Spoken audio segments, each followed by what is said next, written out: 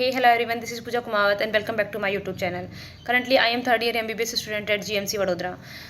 तो आपको भी फिजिक्स में वही प्रॉब्लम है जो हज़ारों बच्चों को होती है कि भाई फिजिक्स में क्वेश्चन करने बैठे, क्वेश्चन नहीं बना और हम डिमोटिवेट हो गए और फिजिक्स बंद कर दी। हमसे नहीं हो पाएगा, मेरे लिए फिजिक्स बनी नहीं है यार, मैथ्स इसीलिए छोड़ा था, बायो इसीलिए लिया था कि भाई हाँ मेरे को मैथ से थोड़ा छुटकारा मिल जाए। तो एक चीज़ बताओ यार, तुमसे नहीं होगा तो किससे होगा? तो एक चीज़ बताओ, जिस मतलब इतने सारे स्टूडेंट्स हैं, उनके मार्क्स आए, वो सिलेक्शन उनका हुआ है और वो अपने ड्रीम कॉलेज में बैठे हैं। मेरे को ये बताओ, क्या बचपन से सीखे थे फिजिक्स की? हाँ, फर्स्ट क्लास में उनको तो सबसे पहले से फिजिक्स आता था। भाई उन्होंने काफ़ी टाइम दिया है, काफ़ी प्रैक्टिस करी है ना, कंसेप्ट उसे समझा है ना, तब जाके उनका सिलेक्शन हुआ है।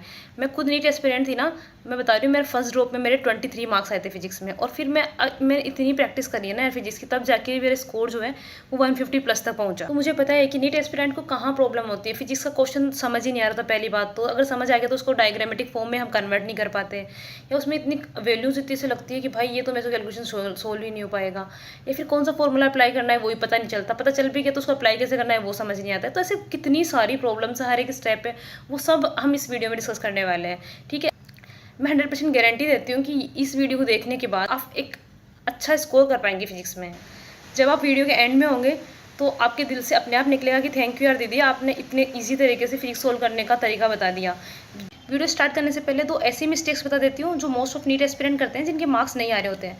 मिस्टेक नंबर 1, कि आप इतना हेजिटेट करते हैं, इतनी शर्म आपको आती है कि यार आप डाउट ही नहीं पूछ पाते। आपको लगता है इतना सीरियस डाउट है, अगर मैं पूछूंगा तो क्या लगेगा, सामने वाला मेरे बारे में क्या सोचेगा, टीचर क्या सोचेगा कि यार इसको इतनी सी चीज़ नहीं आती है, क्या ही नीट क्रैक करेगा ये। भाई कोई आपके बारे में कुछ नहीं सोचता, और कोई सोचता है तो वो सोचने दो, क्योंकि किसी को फ़र्क नहीं पड़ेगा कि आपने क्या डाउट्स पूछे थे। अगर किसी को फ़र्क पड़ेगा तो इस चीज़ से कि आपका सिलेक्शन हुआ या नहीं हुआ। अब आपको डिसाइड करना है कि आपको डॉक्टर बनना है या नहीं बनना है। तो प्लीज़ अपनी सारी हेजिटेशन हटाओ और डाउट पूछना स्टार्ट करो, ताकि आपके कंसेप्ट जो है एकदम क्लियर रहे। दूसरी मिस्टेक है कि यार आप फिजिक्स में सब कुछ कवर करते हो लेकिन आप बेसिक मैथ्स एंड वेक्टर छोड़ देते हो। भाई सबसे पहले फिजिक्स से स्टार्ट करनी है, चाहे आपके पास कितना भी कम टाइम हो, सबसे पहले उससे कवर करना है कि जब तक आपका बेस स्ट्रॉन्ग नहीं होगा तब तक आप कितनी भी कोशिश कर लो फिजिक्स स्ट्रॉन्ग हो ही नहीं सकती। आपको ये दोनों चीज़ें माइंड में रख के फिर प्रिपरेशन स्टार्ट करना है। तो चलो वीडियो स्टार्ट करते हैं। फर्स्ट एंड बेसिक थिंग कि एक अच्छे टीचर से आप पढ़ रहे होने चाहिए, चाहे ऑनलाइन कोचिंग हो ऑफलाइन कोचिंग है, आपके टीचर के कंसेप्ट आपको अच्छे से समझ आने चाहिए, क्योंकि आप ओवरऑल आपको कंसेप्ट ही तो बिल्ड करने हैं। तो आपका 100% फोकस होना चाहिए अपने लेक्चर्स में, एक भी चीज़ आपकी मिस नहीं होनी चाहिए। आप जो अपने नोट्स बना रहे हैं उसमें नोट्स जो टीचर लिखा रहा है वो तो लिखना ही लिखना है। उसके अलावा उन्होंने जो कई बार टीचर समझा नहीं रहा होता तो कुछ लाइन्स वगैरह बोल देता है जो वो लिखवाता नहीं है। अगर आपको लगता है कि वो इंपॉर्टेंट है तो वो उसी टाइम अपने नोट्स में ऐड कर लेनी है, क्योंकि नोट्स अपने खुद को पढ़ना है, किसी और को नहीं पढ़ना है।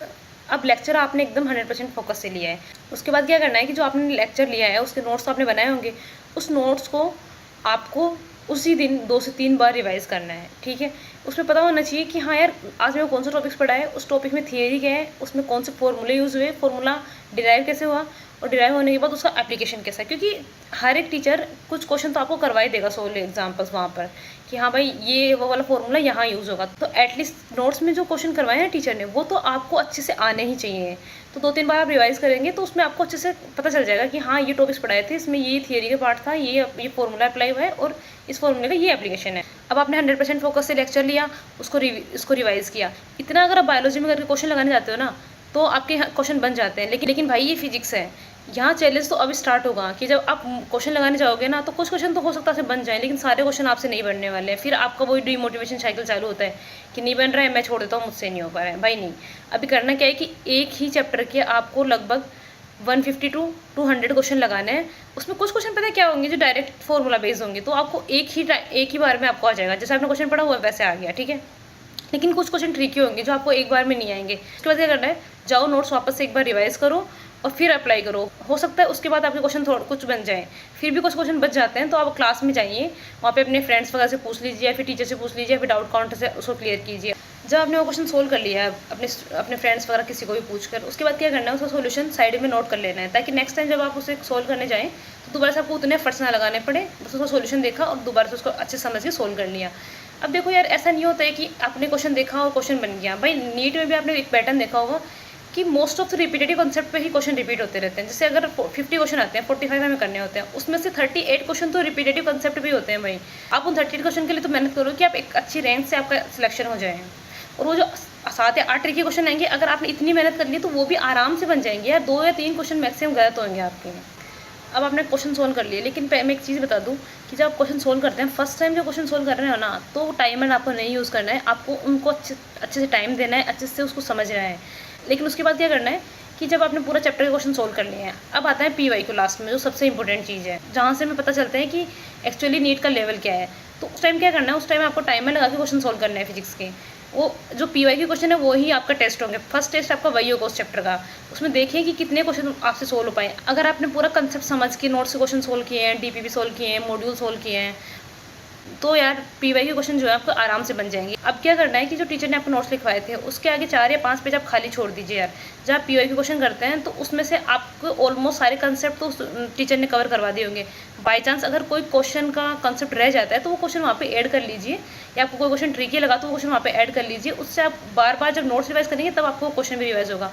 इस टाइप से आपके सारे टाइप्स ऑफ क्वेश्चन जो हैं वो कवर हो जाएंगे। तो आपने लेक्चर्स अच्छे से अटेंड किए, उसके बाद रिवीजन किया, काफ़ी क्वेश्चन भी लगाए, उसके बाद PYQ भी आपने कर लिए। अब आप टेस्ट देने गए, पर वहाँ एक प्रॉब्लम हुई आपके साथ, आपको फार्मूलाज याद नहीं आया। तो उसके लिए करना क्या है, आपको एक अलग से फार्मूला शीट बनानी है। देखो बहुत सारे टॉपर्स ने आपके साथ अपने फार्मूला शीट शेयर कर रखी होगी, लेकिन यार मैं स्ट्रिक्टली उसके लिए मना करती हूँ, क्योंकि आपको अपनी पर्सनल फार्मूला शीट बनानी है। उसमें आपको लिखना है कि आपकी कहाँ पे क्या चीज़ आपको याद नहीं रहती है, वो अपनी अपनी लैंग्वेज में उसमें ऐड कर लो। जैसे मैं बताऊँ तो जैसे F=mg लिखते हैं, तो मैं उसमें ये भी मेंशन करके रखती थी कि भाई F मतलब फोर्स होता है और m मतलब मास होता है, और ये वाला जो फॉर्मूला है वो कब कब अप्लाई करना है, मैं फॉर्मूला शीट में भी ये सब लिख देती थी, और उसके साथ उसकी यूनिट्स भी मेंशन कर देती थी, ताकि मुझे अलग से यूनिट्स, क्योंकि हम क्या करते हैं कि हमारे पास कभी भी इतना टाइम नहीं होता कि हम वापस जाके यूनिट्स सबकी याद करने बैठे। तो जब मैं फॉर्मूला रिवाइज करती थी उसी टाइम में यूनिट्स भी रिवाइज कर लेती थी मैं।